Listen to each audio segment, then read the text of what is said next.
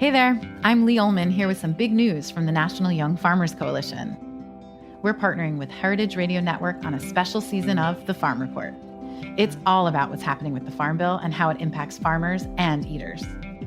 I am growing diversified vegetables on land that's been in our family for 150 years.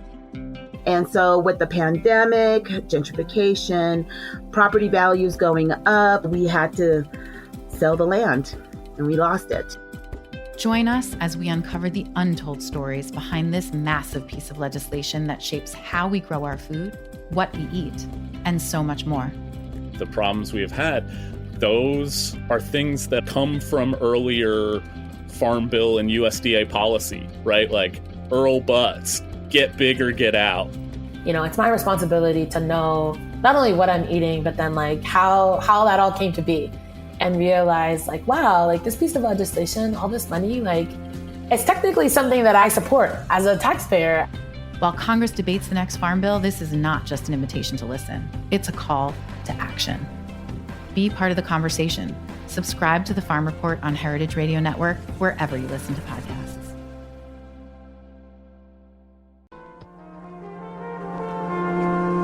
Broadcasting live from Roberta's in Bushwick, Brooklyn, you're listening to heritageradionetwork.com.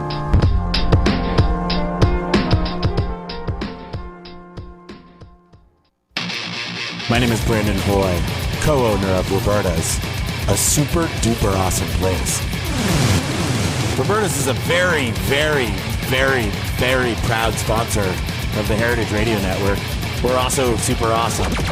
Thank you, Heritage. Hello, Mr. and Mrs. America, from border to border, coast to coast, and all the ships at sea. Streaming live from the County of Kings, Brooklyn, New York City, on the Heritage Radio Network. Are you ready for the fastest half hour on the internet today? It's the Mike and Judy Show, spanning the globe for high-minded hijinks and lowbrow kinks to bring you the best in sex, drugs, rock and roll, and nuclear fission. They're too bad for radio and too good looking for television. And now, here they are, to pluck the low-hanging fruit of the literati. Your hosts, Mike Edison and Judy McGuire. Well, all right, we're back. The Mike and Judy Show, broadcasting live from Roberta's here in Bushwick on the Heritage Radio Network. I think we should let our listener know that that today is a very unprepared show, as our guest has not even arrived yet. She'll be here soon enough. Catie Lazarus, comedian and writer, will be here soon. But first, Judy, you just came from a bridal shower, not a baby shower. Bridal showers are slightly better than baby showers because you don't have to effing coo at onesies. But like brides get ripped off so bad because bridal showers, it was like a tasteful bridal brunch, which was really nice. Everyone was nice. I didn't have time to eat, so I only had a cocktail. That's probably why I'll be a little chatty today. But like men, meanwhile, get bachelor parties where they go to Vegas and screw hookers for the weekend. We get brunch. Okay, that may or may not be a myth. I'm not copping to anything, but I think that's the old model. I don't know that people are still doing that anymore. Isn't it now? Well, my boyfriend isn't going to any goddamn bachelor party in Las Vegas. Whoa, is there something we don't know? Are you getting hitched anytime soon, Ms. McGuire? No, but he has to go to the bachelor party for the wedding I went to the bridal shower for. And did he screw a hooker that you know of? No, it didn't happen yet, so he hasn't screwed a hooker yet. And how are you with that? Screwing hookers?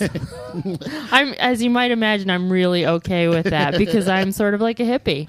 Yeah. Free love, man. What I really like, the best part is that you actually use the Mike and Judy Show to make a quick exit. You're using our radio show to get out of social obligations. I didn't use it. I'm just a bad planner.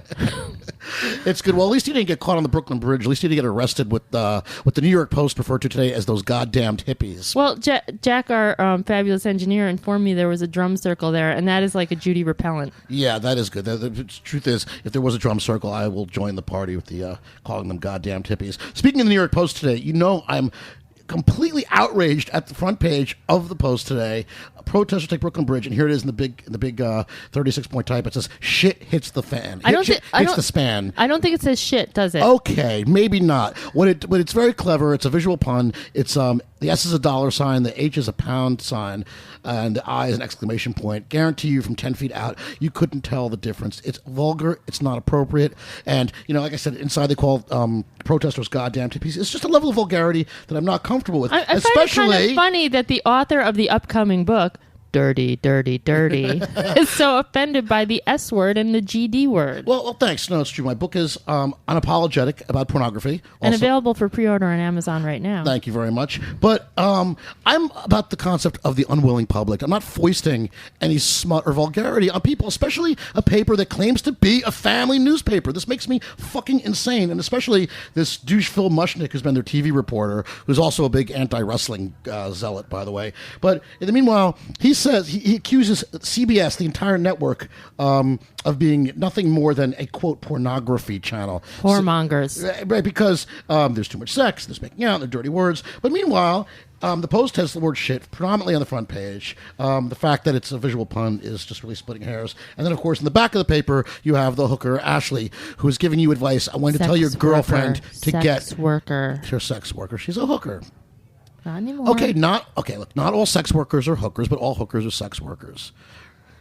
Okay, not all fish. All fish swim in the sea. I swim in the sea, therefore I'm a fish. You know. The New York Post exists to give you high blood pressure because every week you are outraged by some aspect of the New York Post. And yet, I love the New York Post. I'm a loyalist. I just don't understand this hypocrisy. Of course, that's true. I do understand it. But selling sex on the front page and complaining about it by an idiot like Phil Mushnick or Andrea, the woman who's always wrong positor, on page 6, it confuses me. It's fucking up my brain. Hypocrisy is part of being an American, Mike. I feel like this is what Ted Nugent felt like when he first heard reggae music. Like his brain just seized up and rejected That's what happens when I hear reggae music too. You've probably heard the wrong. It's those years at High Times. It just sort of casts such a bad. Bands who could be wiped from the earth and I wouldn't care. Grateful Dead, Bish, any reggae band. That's too. You're painting with too broad a sword. Any reggae band. Don't even get me started on jazz, Mike. Okay, that's that makes me fucking insane Cage too. match. Any day you want, McGuire. I'll tell you what, I'm sorry Katie's not here yet. She's on her way, but I like that it's just you and I. It's very intimate in a way the show hasn't been in a long time. Let's ask each other questions. No, never mind. We did want to talk about the protesters, though. I am for the protests. You are for the protests. Okay, hippie, explain. I think that it's kind of interesting that a class war is happening in America, even though they may... I'm not down there because I'm like, I don't want to leave my house, but then be exposed to body odor, patchouli, and drum circles. Like, ooh. Well, that is the problem. Is that the protests they're so trapped in the cliches of hippiedom, the patchouli and the drum circles and all this nonsense, and they look terrible. They look out of work. They look like bums. Well, not all of them though. We had the pilots down there. That was fantastic. That was great. Those are some well-dressed gentlemen. We have my friend's mother got arrested last night. Hippie. She's not. Well, she's an older hippie though. She's probably my age. I think when I used to go to protests, when I did this sort of thing, and this was years ago, I was part of Rock Against Racism and Rock Against Reagan. Right. But part of the thing was you're supposed to look good and have your soundbite written before you get there, so you don't come off as an idiot when you're on someone's TV camera. Well, and adding Jack was saying, they added sort of Troy Davis to the end of the list. It's like, what does Troy Davis have to do with Wall Street occupation? Really not much. Well, that's the problem with this protest. It has been largely unfocused. I agree. There is, I don't know if there's a class war. There probably should be, though, and that's, I guess, what they're trying to ignite. Yeah, or at least a class uprising, or at least some sort of awareness. I'd rather call it a populist uprising than a class uprising, because I think it encompasses too many people and too many quote unquote classes. It implies some sort of caste system. We're talking about 1% versus 99%. Well, no, Bloomberg corrected us, saying the protesters are against good fine Americans who only make between $40,000 and $50,000 a year. They may be inconveniencing some of the cogs in the wheel on Wall Street, but the truth is, I saw on one of the websites, perhaps Facebook, one of the social media sites, people who are saying, I am one of the 99%. How many people do you know that are unemployed right now? I'm underemployed. Underemployed. How's that working for you? Yeah, it's not working. It's hard as hell to get a job right now. Yeah, it's hard, and when you do get, a call for work, it's like, well, can you write for Okay, I'm just going to say it. Esquire.com. Yeah, right. $50 a post. And I'll say it right now. Fuck them. What happened with that gig? I remember we talked about I it. pitched a few things, and it's like I've already used up my $50 worth of pitching. I'm not going to pitch them anymore. If they want me to write something, and they come and give me a foot rub too, it's just it's not worth it. At $50, I've already spent an hour of my life. Every time there seems to be a recession, every time that there's a dip, of course, advertising dollars is one of the first things that goes. We've both been in the magazine world, and we've been both working writers for many years. Everybody wants more for less. They fire staff. It's never seemed to replace the positions when the economy turns around. So it's just sort of a new status quo of everybody doing a lot more work for a lot less money. And then they stop paying writers less. And now, of course, everybody thinks content should be fucking free. Yeah. Content is not free. What we do is valuable. Our guest is here. Is Catie here? Yes, All she's right. here. Well, bring her right in. Jack, please. Bring in Catie. But to finish the thought on this, I'll offer you $50 for 600 words on a reported piece, which is what I believe it was. Yeah, it wasn't just fucking musings. It's just fucking ludicrous. You're not a college intern. You're No. you're a professional journalist who's published books, and it's just fucking outrageous. Hey, Catie. There you go. Why don't you put on those headphones, and there's a microphone for you, and during the break we can get you liquored up. And I can just stare at all these hipsters. This is amazing. I don't know that. I think the demographic has definitely aged here. Yeah. Well, a review in the New York Times will do In that both for you. directions because of all the children that come here now. Oh, nice. I know, but they're hipper than I am, too. Look at that 4-year-old's outfit. I'm sure her name is she's just the at sign. All right, so we're joined now by Catie Lazarus, comedian and writer. We're just talking about how hard it is to get a job, and we're talking about the what the New York Post refers to as those goddamn hippies. What are your thoughts on the occupation? Honestly, I think it seems like a great job if you get paid for it to occupy. Yeah, I would love to do it. No, in terms of I believe that my cultural and political leanings are probably in line with with like 90% of those people who are on Wall Street. However, I do think we come across looking as sort of silly. We, you see, you've already aligning yourself. We were sitting at home not stinking of patchouli or BO. I don't have a handlebar mustache, but you're closer because you have a goatee, so I'm putting you This in is not in a that goatee. same This is a column. Van Dyke, okay? Okay, Grandpa, do you think any of these kids know what the hell a Van Dyke is? No, and fuck them, frankly. They don't. I mean, listen, I Dick remember Van when Dyke, hipster was not a pejorative. When hipster was someone who was into Lenny Bruce and Dizzy Gillespie. That is a totally fair thing. And I actually grew up as a misfit of a child, and now I look at people on the L train and I'm like, because you look like everyone else doesn't make you hip or different. These are the fake hipsters. I swear, I've gone on this rant before, but they play dodgeball, and no true dork in school enjoyed dodgeball. Unless you're a sadomasochist. Yeah, okay, well. I guess that comes later where you're like, oh, this is fun getting hit. I like that. Oh, I can pay someone to do this to me. No, I'm just kidding. Well, we were all, what I'd like to think is sort of proto-hipsters in the best sort of the way. I mean, the word hip just meant that we were a little bit ahead of the curve. Yes. There was a nature to just being aware, to being a little bit avant-garde, to knowing what was happening, to being one-percenters. Not the 1% that the 99% patchouli-smelling, drum-circling hippies on the bridge are protesting, but the 1% who really knew what was happening, what was cool culturally. I think some of those people are probably doing this in earnest and really care about politics, but it's kind of like, I used to think the people in the 60s were all about civil rights, and I'm sure 10% of them were. A lot of them were about getting laid. Exactly. Yes. And so I think that now that you're an adult, you can look at it, or as I'm an adult now, I can look at it and be like, oh, wait a minute. I can be a little more discerning and be like, some of these people are just having fun. Yeah, but you've seen these people on the bridge. I mean, do you want to sleep with any of them? I mean, seriously. I think maybe just the quality of protesters has gone down over the years. I don't think you're a middle-aged woman, so I'm not sure you can look at it from that perspective. I'm definitely not a middle-aged woman. We're like, oh, he has a pulse. Okay. He has a job. I'll be open. Is it that free love? Is it that rough out there? I mean, is it harder for a middle-aged woman to get laid or to get a job? Oh my God! To get laid is like the easiest thing in the world. To get a job is significantly harder. To find a man who's actually going to stick around and be worth your while, that's impossible. Who acts like a man? Yes, that would be 43% or 41% of women in New York are single. Yeah. I got good news for you, ladies. I am the last real mensch, and employed. That's two things going in the right direction. All right. No, I really do believe that those folks who are occupying Wall Street have the right intent. I mean, it is sick that no one in Wall Street has been prosecuted. Yeah. We spend so much money prosecuting someone who's smoked pot or done something that is a petty crime and therefore should get in trouble, but we don't do anything about the Wall Street billionaires who really did F up the economy. And I agree. These fuckers should be in jail. You know, a lot of these people should be in jail and throw away the fucking key. I mean, Hell yeah. it's economic rape. I mean, it's nothing short of that. It's absolutely terrible what a lot of these people I are prefer doing. the term sexual assault, but keep going. Well, you obviously haven't been tuned into the Mike and Judy show for very long because political correctness is not something we do here. I did force him to say sex worker instead of hooker. But like I said, Step in the right direction. not all sex workers are hookers, but all hookers are sex workers.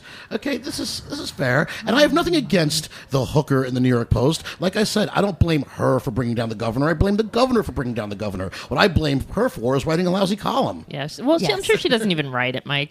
You should blame whoever, the poor intern who's in charge of And my problems with the editorial staff at the New York Post, I- who okay, use but- the word shit on the front page and goddamn on page 2, and on page 6 have Andrea, the woman who is always wrong Pizer, screaming about sex on MTV, But wait and a that minute. moron Phil Mushnick calling some sitcom pornographic. Wait a minute. You're okay? the and one- then there's the butt shaving story from the hooker. You're referring to the New York Post's editorial staff, and I think that in and of itself is problematic to use the word editorial with the New York I am Post. You know what you're getting with the New York Post. I'm probably giving them too much credit. I just think it's a tough road to hoe when you call yourself a family newspaper and you use that much vulgarity in it.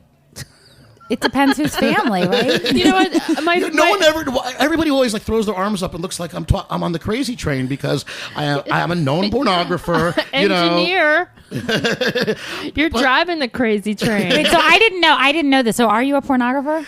I guess once a pornographer, always a pornographer. You know how it is. My parents would be so proud. Mom, Dad, if you're listening. I haven't written any real abject smut in a while. In a while. Well, there was the incest novel, but that was a long time ago. You wrote a novel about incest?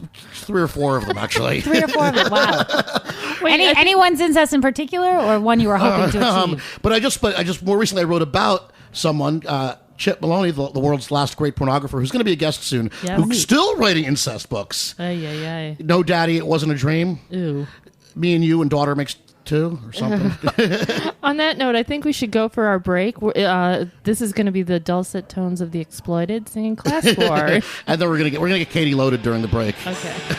Oh gosh.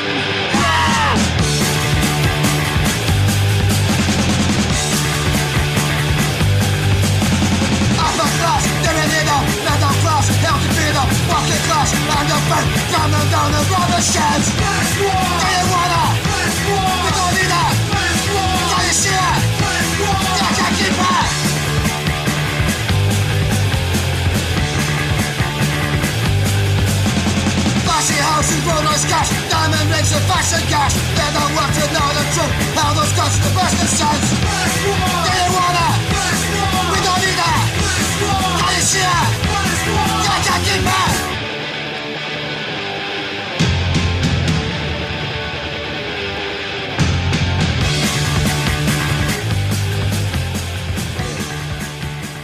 Yeah, that was the Exploited.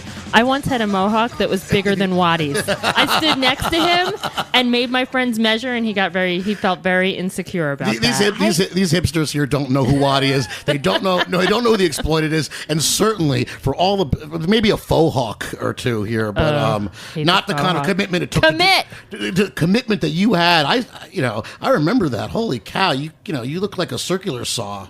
How long does it take to do those? Because I think we are all in the same age bracket, because I used to worship the kids with mohawks when I was young. I would wear all black, but it would be from a spree. Like I was trying so hard. I hate to break it to you, Catie. We could be your parents. Yeah. I think that's pretty clear. We could be Seinfeld's parents. I feel like if you guys were my parents, I would be the most straight-laced. Like right now, I just would be rebelling against everything. Totally. I'd be working in banking and wearing Talbots. And we'd be out front protesting. Back when I was out on the road with Reagan Youth and we were doing the Rock Against Reagan tour. Who's Reagan? I'm sorry. Reagan was an American president, very popular. Followed this. What was his name? Jimmy Carter. He farmed soybeans in Arkansas or something. He farmed. Yeah, the peanut farmer. No one remembers. I mean, people just don't remember. My Jimmy dad Carter. worked for Jimmy Carter. Your dad worked for really in the peanut farm? Because your people don't strike me as like sharecroppers. I cannot imagine. My dad looked at a microwave when I was young, and he was like, "This thing boils water, sweetheart. It's amazing." I was like, "That's how you got out of a microwave?" Like, yeah, no, he definitely did not work on the farming aspect. But back when we were doing the punk rock thing with Reagan Youth, I could remember the guys on the bus like taking notes on how to create the mohawk. Ivory soap was like a popular thing to use. It was kind of like the secret ingredient to keep it sharp and spiky. Is that true? No, I used before they took the cancer-causing agents out of Aquanet Extra Super Hold, you brush it, you hold it up straight, you spray it with the Aquanet Extra Super Hold, and then you blast the blow dryer on it. And How long did that take you in the morning? I didn't do it every day. It was the commitment. If I was going out, I would do it. Otherwise, it was just like if you're going out on a hot date. If I was having a hot date, yeah, or if I was going to a club, because you would always get into a club really quickly if you had a foot high mohawk. And, is that because they wanted you there as eye candy? Because for the freak factor.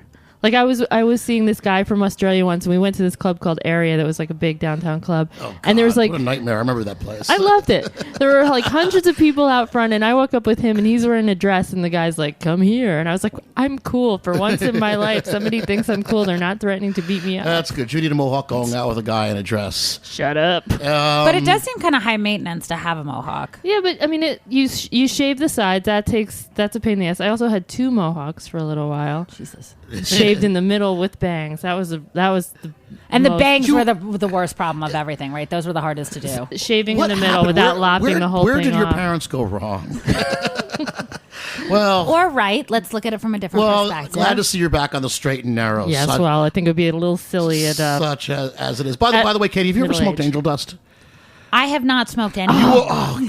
You broke our perfect record. I don't even know what angel dust. I don't even know what angel dust is. What is angel dust? It's bad for you. Stay away. I'm allergic to dust. I'm Jewish. Wait, what is angel dust? That's what I say. I say stay off school and stay in drugs. It's a crazy animal tranquilizer that people used to put in joints. Most people didn't smoke it on purpose. When I smoked it, it was not on purpose. Yeah, someone would hand me a dusted joint. I don't understand how that happened. That never. But the results happens to weren't me. always negative, I must say. It was something that was big in like the 80s. It was. But see, I missed out on everything. Yeah, you missed all the fun. Yeah, of like dusted joints. Of thinking you're going to have... This is like one of the many reasons I hate pot, because it's like, you think you're just going to smoke a little pot, maybe, zone out. But then all of a sudden it's like a psychedelic experience that you did not sign up for. And you just feel like you're going to throw up, and there's noises coming. Ugh. Speaking of which, aren't we due for another like pot tasting show? I can't wait. Wait, I just want you to, the one time I got stoned was at an Upright Citizens The Brigade. one time you got stoned? So your number is 1? Girl. Last week we were talking about the number. Okay, and your number is 1. So this is at a UCB party not too many years ago. And I was like, who is this guy who is selling brownies? That is so rude. He's at a party with his friends. And I started yelling at him. I was like, I really think that's insensitive. This is a New Year's party. If you want to bring gifts for your friends, bring them. So finally he like gave me a huge cookie because he was so irritated that he wanted me to go away. I spent the entire, this is my New Year's, I was trying to negotiate peace between Kissinger and Carter. And I lived in a little studio, so I had to stay in my bathroom because I had a friend who was there for the weekend. It was nice of them to come over to your house. Is that not the loneliest and occupy your bathroom? Henry Kissinger mistook your bathroom for the Gaza Strip. It took 8 hours. 8 hours to stop imitating Kissinger. Yeah, eating and Carter. Eating it is very intense. World peace, insane. according to Catie Lazarus. And it didn't happen. So now I knew not to get stoned again. So speaking of solving the world's problems, Katie, we should talk about your show because you were solving the world's unemployment problems. I understand. One show at a time. Thank you so much. I was so excited that you guys had me on and were even interested. I got laid off from my job. I wouldn't say it was a dream job, but I was writing educational animated cartoons. Oh, wow. And I couldn't get another job to save my life. Stay in drugs and stay off school. This is the key. Well, this is what's missing, clearly, is that I should be smoking more. Although I've been told that when you are smoking a lot, that's a key indication that you will remain unemployed. Is that true? Yeah. Yeah. You'll also gain a lot. Well, we used to have a job where smoking was sort of one of the anyway. pre-recs, but that was kind of an odd thing. We both worked at High Times at one point. Where, oh, you did? Yeah, and where everybody was drug tested. Identify this. Pot. Identify this. Acid. Identify this. Wait, so at High Times, are you drug tested? And that's like the positive. Like if you're drug tested you have drugs in you, they're like, okay, sweet, we can hire you now. I got in trouble because I don't smoke pot. But my assistant, when I hired him, I was like, you can't smoke pot until after 5 because I need you to help me. And then when he started smoking pot, at noon, I yelled at him, and I got called on the carpet. Like, you can't tell him not to do that. This is a pot magazine. Like, well, pot makes you retarded. Yeah, well, the problem of High Times is, yes, I prefer developmentally delayed. They forgot that. I said, stop thinking about it like it's a pot magazine and start thinking about it like it's a magazine. You know, 25 years later, deadlines are not supposed to be a freaking novelty. People aren't getting drunk at Wine Spectator all day. I don't think. Well, they may be functional alcoholics. I mean, I feel like there are people who are functional potheads and functional They're alcoholics. high functioning potheads, but I'll tell you, they're not working at High Times. No. Okay. Is High Times still going? Define going. Yeah. But tell us more about your show. show. More at low Katie. times. It's more at low times now. So you lost your job. So I lost this job, could not get interviews, but I found like I could interview people who like their jobs, and they just like wouldn't necessarily hire me, but they'd talk about how much they love their jobs. Oh. And so then I was like, you know what? There are a lot of people who want to like they want to know how to be a Muppet or how to save the world for a living, you know, and I was like, why don't I just share those informational interviews? Because that's one thing I can do is I can go up to anyone and ask them. I have blue fur and I eat a lot of cookies. Can I be a Muppet? Can I be a Muppet and I eat a lot of cookies? Oh, because you like just Cookie Monster? I like a lot of the Muppets. The only ones I don't really like, I don't like Big Bird. He kind of, you know, Carol Spinney. Yeah, it's a little. That's the guy who plays. You know, his ambiguous sexuality kind of threatens me. I admit it. So wait, is one of the guys on the show on Monday? Is he a Muppet? Yeah, yes, but I'm still trying to rework the idea that one of the Muppets has ambiguous sexuality, since none of the Muppets, for the most part, are supposed to have any sexuality. Except for Ernie and Bert, no, who are gay. Actually, there was a big statement from Muppet HQ, from the Muppet Command Center, because there were some. Probably some of the New York Times with their homosexual agenda. You know, they said, when are Ernie and Bert going to get married? And they said, well, Muppets don't have any gender. They're just a couple of Muppets who live together. And they're are felt. Friends. And they're felt, or inanimate objects. That's right. They're felt. But seriously. So it's hard for them to have sexual leanings because they don't have those hormones. Yeah, I reckon. But, not what I want to believe, though. But, and I desperately would love to work for Sesame Street, so I probably shouldn't ask this. Kermit and Miss Piggy's relationship is really out in the open, even though they're hypersexual. Okay. So then why isn't... Crashing the myth right now. Miss Piggy. Yes. Okay? That's it. It's Miss Piggy. Miss Piggy. Okay. What did I say? Ms. Piggy? No, you said Miss Piggy, but you said genders. It could be Muppets her drag name. Muppets don't have genders, but it's Miss Piggy, and... I was acknowledging the contradiction and saying... She is all woman. She's also played by a man. Yeah. Really? Yes. A very talented one. I would think so. I guess behind every influential woman is a man. So we have Murray the Monster, the head writer of Sesame Street. Joey Mazzarino is on the upcoming show this Wednesday. And where can we come see your show, Katie? Upright Citizens Brigade Theater in Chelsea, in New York, 307 West 26th Street. It's at 8 p.m. on Wednesday, October 5th. The Upright Citizens Brigade, because when you said UCB before, all those mohawk-wearing 80s punk rockers thought it was some hardcore band. Not GBH, UCB. What's the website there so people can buy tickets? Awesome. UCBtheater.com, or you can go to the show's website, which is employeeofthemonthshow.com, employeeofthemonthshow.com, or my website, katielazarus.com. Katie with a C. With a C. I know it's not my fault. My mom named me after a Jane Austen character. A boring one. And I understand Jane Austen was a man also. That is not true that I know of, although that would make her even more interesting, because then it wouldn't just be like Jane Austen and zombies. It would be like Jane Austen and her transgender. So if we go to your show, will we get jobs? I'm hoping for the same thing. That would be the most amazing show, right? I hope that you meet other people. What I do on purpose, part of the reason I do the show live in addition to doing the podcast, is so that you can actually ask the people on the show questions yourself. Oh, cool. Because I hate going to things and you don't get to say, well, actually, I have a question about your work, and I have a question about how hard it is to get in, or... I want people to come and I want them to ask whatever they need to ask, or say like, hey, I really want to write for Saturday Night Live, or I really want to be a set decorator on this. What do I do? So how easy is it to get the job writing for Saturday Night Live? I would like that I don't job. have it, so I don't know, but I hope that you can go there and make connections, certainly, and also learn from these people's experiences, because there is something that certain people do that gets them in the door. Right. Leaving their house is certain things they do. I have heard about that, and I'm going to start on the showering part. I meet so few people watching TV at home, polishing my bong. So, Judy, what's your dream job? Speaking of... what is your dream job? My dream job is to create and write my own TV show. Not be on it, Just create You them. can't be on it because you're too hot for television. I know. I would be cracking tubes all. Well, I guess there's not even tubes anymore. But I have a yeah. face The fact for that you think that internet. there are probably disqualifies you from that job. What? The fact that you think that TV still run on cathode ray tubes Yeah, I probably have no disqualifies idea. you.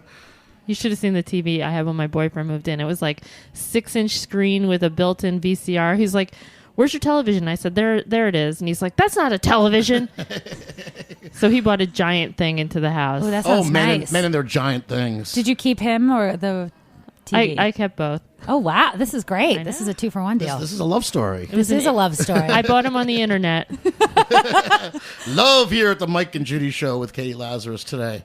So that's your dream job. What's your dream job, Mike? Well, when I was a kid, I wanted to either be an astronaut. It was at a time when astronauts were heroes. We've since passed that, unfortunately. Yes, now they're a tax. It's just, it's so sad. On society. Yeah, exactly. Literally, we got rid of it. Or a relief pitcher for the New York Yankees, which that not only ship has have only not only has that ship has sailed, have I aged out of that position, but now since I've been divorced from the New York Yankees, which we've spoken about, tragic. But no, the idea of being a relief pitcher, just to come in and throw, three outs, one inning at 2,000 miles an hour was like really, really a turn on. Or like all boys want, I still want to be a professional wrestler. That's a practical dreamer, though. Like to be like, I want to be the relief pitcher. Like somehow, as a kid, you knew you couldn't aim too high for the pitcher. You were just like, I'm going to be the relief pitcher. That seems like a reasonable He knew thing. how lazy he was. Lazy. I just thought that was such a hot job. You get the call, you come in, you shut him down, you walk away, and you start pounding the bud. I really like that you were like, you know what can I really aim for at age 5? That seems realistic. Isn't like football like a kicker? Isn't there some guy who just does the kicking? Substitute kicker? This is great. I can't wait till we do the Mike and Judy sports special. Oh my God. We've just exhausted I know all my about nose sports now. guards. I know about nose guards. I don't What do know. you Nose guards. use nose guards Isn't that a for? position in football? I think it's something you put on when you snort the cocaine. Oh. See, Have you ever now done I'm lost. cocaine? No. You got stoned once. You're so no good. Cocaine. Your parents did all right. I hope at Katie. least you're a little slutty. I wish I was a little more slutty. This reminds me that This is like the Amish you better edition. get with it, Katie. This reminds me of that old Mark Twain story. He's sitting at this old woman's deathbed. And she's dying, and he says to her, "Madam, do you drink?" "No, I don't drink." "Madam, do you smoke?" "Are you promiscuous?" "No, no." He says, "Just as I suspected, a sinking ship with nothing to throw overboard." I do think that's fair, though. I go to this clinic because I can't afford health insurance, and it's a gay, lesbian, transgender clinic in Chelsea. And every year when I go for my checkup, you can tell the nurse is like trying to encourage me to do more because they're like, "Do you do math?" "No." "Do you have sex with men, women, and children?" "No." It would be a good idea if you got out more. Like by the end of the session, it's never like, "We really need you to use condoms." We really need you to come talk to the teens is what they're thinking. Like, quit these. So what is your dream job, Katie, before we close? My dream job is to be a Muppet, and I would also love to be a writer and do voiceovers. That's really all I want to do. So what we do now, don't you get kind paid of do for that? it. Yeah. Yeah, I want to do what I do, but just get paid for it. Yeah, the dream. The universal dream. And on that high note, this has been the Mike and Judy Show. One more time, broadcast live from Roberta's here in Bushwick on the Heritage Radio Network. Yes, Judy, you have a final thought? Check Katie's show out on Wednesday night at UCB Upright Citizens Brigade in Chelsea. Absolutely. Thank Please you so find her on much. Facebook. She is awesome. Thank you. You guys rock. Mike and Judy, Heritage Radio Network. See you next week.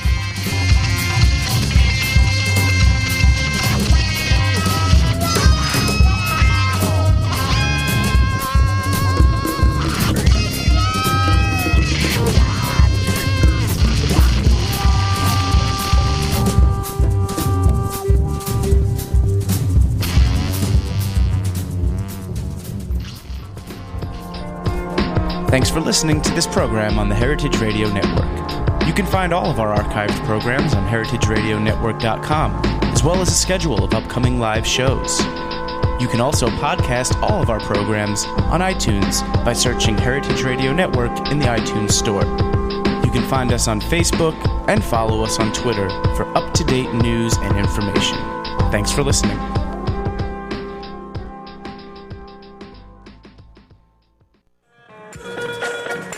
The Heritage Meat Shop has just opened in the Essex Street Market. Open from 9 to 7 Monday through Saturday and 10 to 6 on Sundays, the Heritage Meat Shop supports independent family farms and animal welfare approved and certified humane raising standards. Most importantly, they offer a wide variety of heritage breeds. So stop by, get a sandwich, try the charcuterie, the Heritage Meat Shop at the Essex Street Market.